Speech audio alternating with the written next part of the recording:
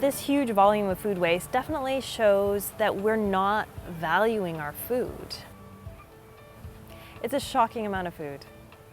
It's convenience. We're looking for convenience, and to have everything the same size is convenience. We want stuff prepared for us outside and brought to us.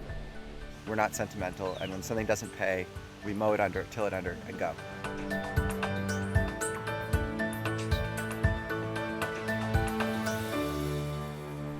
Hello, I'm Tom Murphy. Welcome to Land and Sea.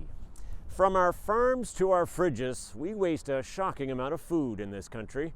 Some studies show our demand for perfection and convenience means that every Canadian family throws away the equivalent of 1 out of every 4 bags of groceries each week.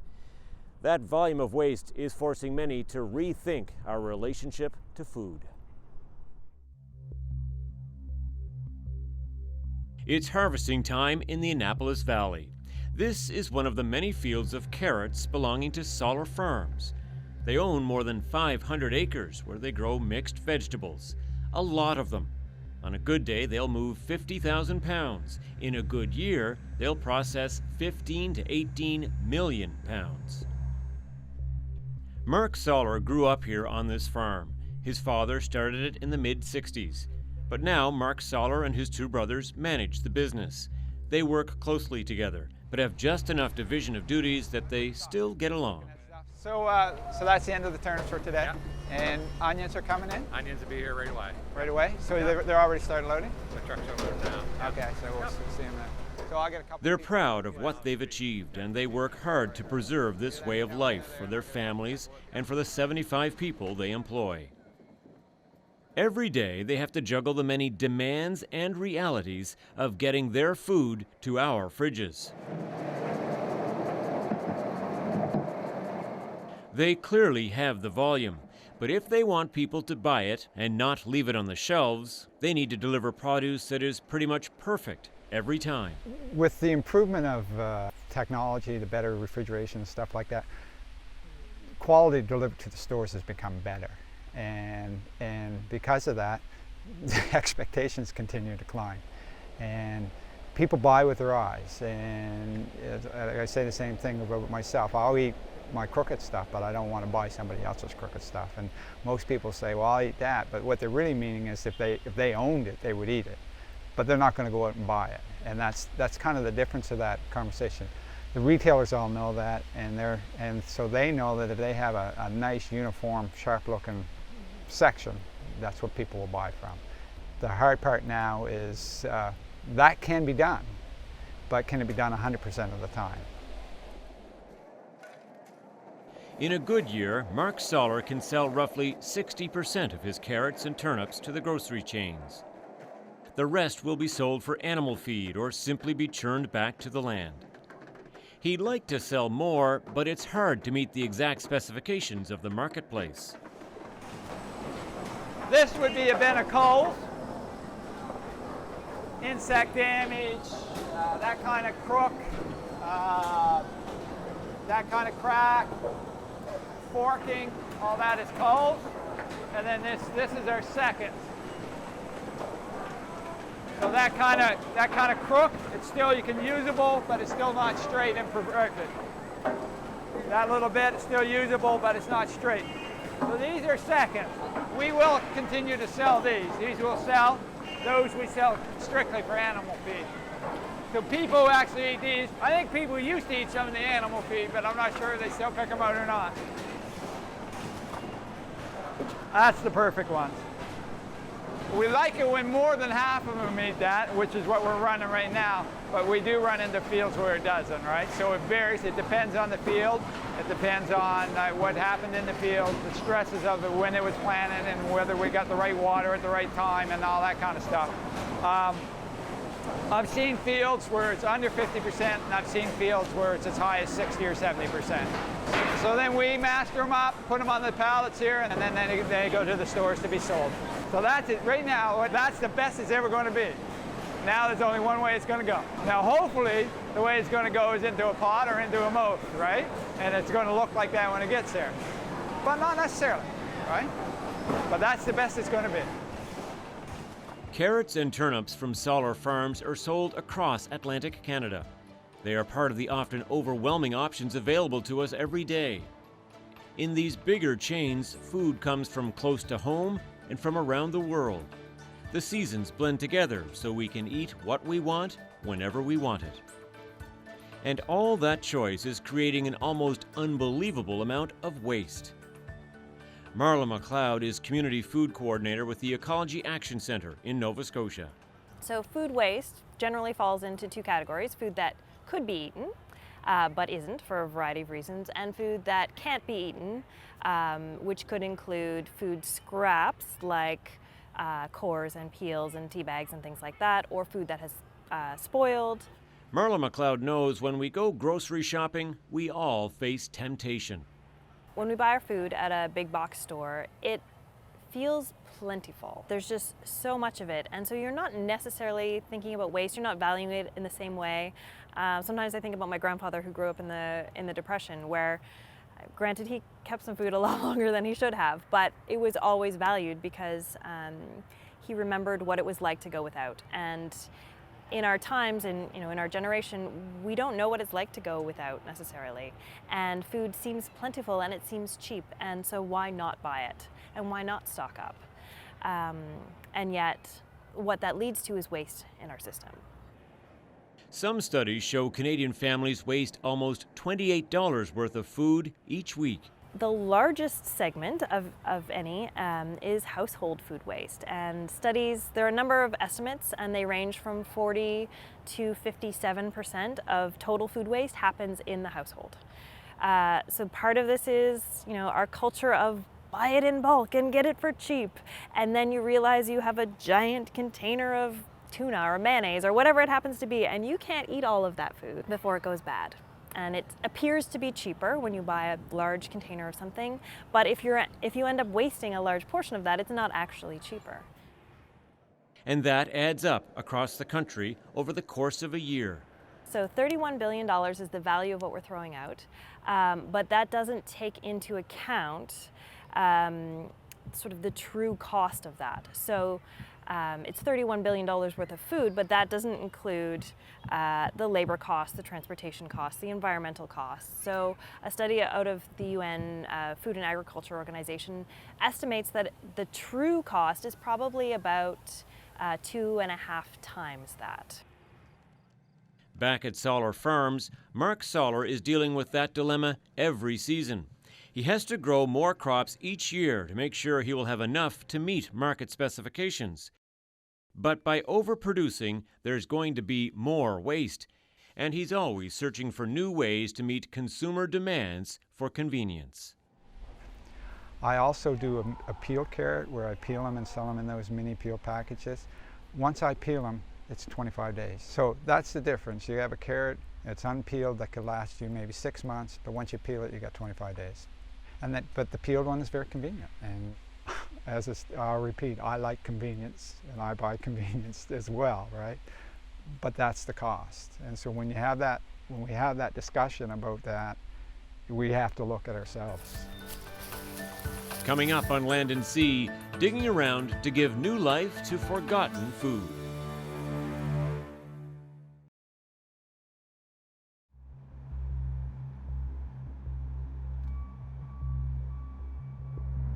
The problem of food waste is growing around the world.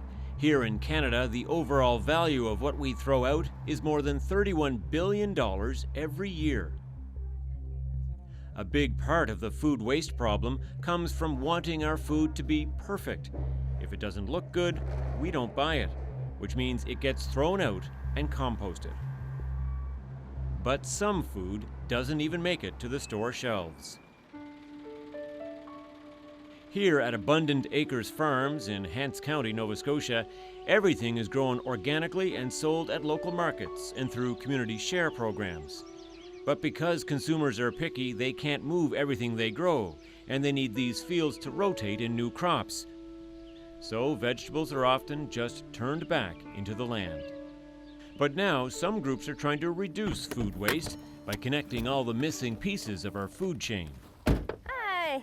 Hi, I'm Lindsay. Hi, David. Nice to meet you. To the farm. Thanks. Hi, I'm Laurel. Hi, welcome to the Nice farm. to meet you. Thanks for having us. Laurel Shute and Lindsay Klaus have come here today to salvage as many vegetables as possible. They're here to work with owner David Greenberg. All right, so what are we going to be harvesting today? They know the issue of food waste is a critical one, so they took action. They formed an organization called Found. Our goal is to be able to partner with as many farms as we can to collect food by coming out to the farm to harvest like we are today. The bigger picture is to really just help reduce food waste and help increase food security in Halifax and also all of Nova Scotia. So this produce that we're going to be taking today, Dave, is going to be going to the Parker Street Food Bank in Halifax. Oh, great. Yeah, so we have a partnership with them and they know that we're coming and they're really excited to have us. And they're ready to get lots of stuff. They're ready to get lots of stuff. Maybe we should start with the lettuce before it gets too hot. Yeah, We can do sounds the great. beets and the kale later. Perfect. Nice. It's hands-on work that connects them directly to the source. They're picking food that otherwise would have been left in the field and simply tilled back to the ground. I think you had a more abundant end. Let's say that. Oh, there's a few there. There you go. Jenna. Beautiful. So we actually grow this lettuce and then mix it with arugula and mustard greens and make a bagged salad mix. Nice. And it has a kind of really nice texture to it. Yeah, really beautiful colors too. I'm going to get in on that action too. You guys want some lettuce? Not only are they getting to enjoy the fruits of their labor, they're also getting a lesson in the realities of farm economics.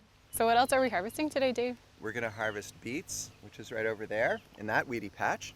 Perfect. And then we're going to harvest kale and chard, which is in that weedy patch. Awesome. So these are 3 crops that we're ready to till under. There's still beautiful food. It's just we have kale and chard coming on in several different fields, and it just, for us, we need to move this out of here and get the ground ready for other crops that we need the ground. And that's it's funny too, because oftentimes our crew get really upset when they see the food waste. Yeah. And I'm like, you know that paycheck you get at the end of the week? That happens because we're not sentimental, and when something doesn't pay, we mow it under, till it under, and go. Right. And also, it's so competitive at market. Like the beets we're going to harvest taste fine, but the leaves are a little bit old. Right. And we actually didn't want to waste them. So 2 weeks ago, we brought those beets to market, and we had some of those and some of the beets from the next planting. And the beets from the next planting all sold out, and we brought home the older beets. Because you're going to market, you're looking to spend a few dollars for a bunch of beets. You're going to look for the freshest, youngest, juiciest looking beet leaves for beet greens, And so these beet greens are fine. They're nutritious. They don't even taste bad. They just look a little bit sunburned and kind of withered. And the beets on the bottom taste fine. They're totally fine. But if you're trying to make money, Yeah. So and that's just waste. While they toil away in the hot sun, they take comfort that their efforts to reduce food waste are taking root. No, we weren't expecting to get this much food at all. This is quite surprising and also really exciting, because in starting this, we didn't really know what the response would be, or if farmers would be willing to give us food for free, essentially. I mean, they are giving away food that they could potentially sell, so to see them so generous and want to help us out is really motivating for us to keep going. It's kind of like our idea is working, so it feels really good. Their work here at Abundant Acres may be done. They've been able to rescue a lot of perfectly good produce, but their day is not over yet. Once it's all loaded in, it's back to Halifax to donate to the Parker Street Food Bank. Hey guys. Hey, Hi. good day. How's it going? Here we are. Awesome. Good. Better now. Better now. Well, this is just a part. This is about 50 pounds of lettuce right in there. Okay. We've got 3 of those. How much lettuce did you bring? In total, we have about 156 pounds of lettuce. Wow, that's We've got about 56 pounds of beets with the beet greens on top, awesome. and about 9 pounds of kale. Awesome. So a lot of lettuce. A lot of fresh lettuce. Very good. And here's more behind us. Yeah. Lettuce. All this produce would have been wasted because it was too hard to sell to demanding consumers. But now this donation from Abundant Acres Farm will have an immediate impact to those in need. Yay, it's so great to see it all here in Typically, fruition. I mean, our clients get a lot of fresh produce, but nobody gives out beets or beet greens or fresh lettuce. picked this morning. And these are all from an organic farm, Yeah. so they're all So organic. non-spray. Yeah, Yeah. non-spray. For Laurel Shute and Lindsay Klaus, this day has been a success. They harvested food that would have been left in the fields to rot. And they've made what they feel is a small dent in the global problem of food waste. Coming up on Land and Sea, marketing imperfection to make money and reduce waste.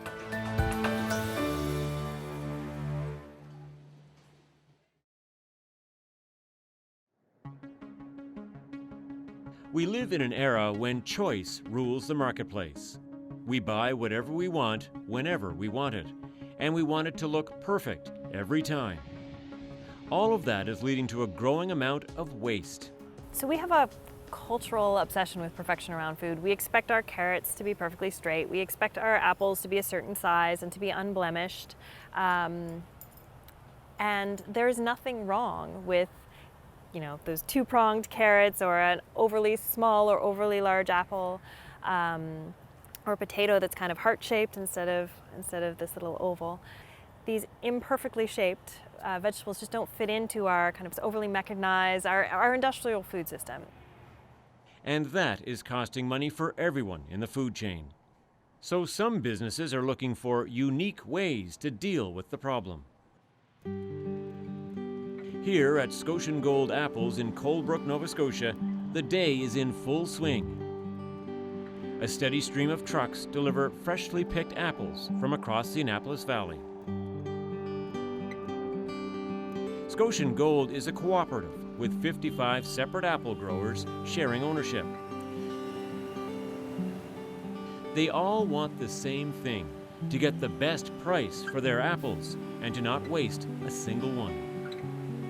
They're given a preliminary inspection, then are sent off to the next stage of processing to be sorted and packaged. Dennis McPherson is Director of Sales for Scotian Gold. Consumers are very particular of the food that they like to consume, and rightfully so. They all want good quality, great color, good size, so there is, in terms of apples, that very specific sweet spot of apple that consumers are going to look for, or they'll pass by it sometimes. So as a result, our retailers, of the customers who buy from us, have a certain spec and a certain size and a certain color that they chase that's ideal for them to purchase. But the issue becomes that those types of apples get sold through fairly quickly, and then we're left with, you know, outside size, outside spec, and in some cases looking for opportunities to move the fruit in different formats or different avenues. At every stage of the process, the apples are selected for different categories. The best value comes from the apples that meet the standard spec. Those are the ones you'll buy in the store for eating as is. After that, the less than perfect apples will be turned into cider or pie filling, and the ones that can't make those standards are simply tossed out. Scotian Gold recognized the need to make a virtue from necessity, so they created a new way to sell perfectly good apples that otherwise would have been rejected. So this is what we end up with is the final product in our 6-pound naturally imperfect bag. In this case, these are Macintosh apples. So essentially, just looking at the bag itself, ultimately it's, you know, very good quality, nice looking fruit. No visual defects whatsoever, no bruising, no scalding, no stem pokes. But I can give you an idea of what we end up with here as to why this is bagged as a naturally imperfect product. And really what it comes down to is a couple things.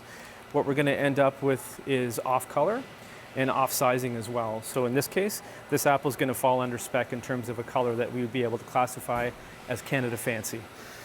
So there's one example, and then also when you get a typical 3-pound, 4-pound bag, depending on the customer you go to, there's going to be a very uniform of sizes within that bag, going to be very consistent. In this bag, we're seeing a very small apple here, so very nice bright red color on this apple, but it's obviously undersized. So there's an example of kind of a, you know, call it a buffet of differences inside a bag that otherwise may not find its way into any other format for sale. For Dennis McPherson, this new approach to marketing makes sense for everyone. It's kind of a win-win-win, if I could use a triple win in this situation. So for us, it allows us to bring that value again back to our growers and find a way for them to sell fruit that in previous years without this format or this option may have just been left on the tree. Loblaws obviously wins as well as the consumers because it's offering a great option for our consumers to save money and also feel good about still giving their kids and their families good quality fruit to eat at home.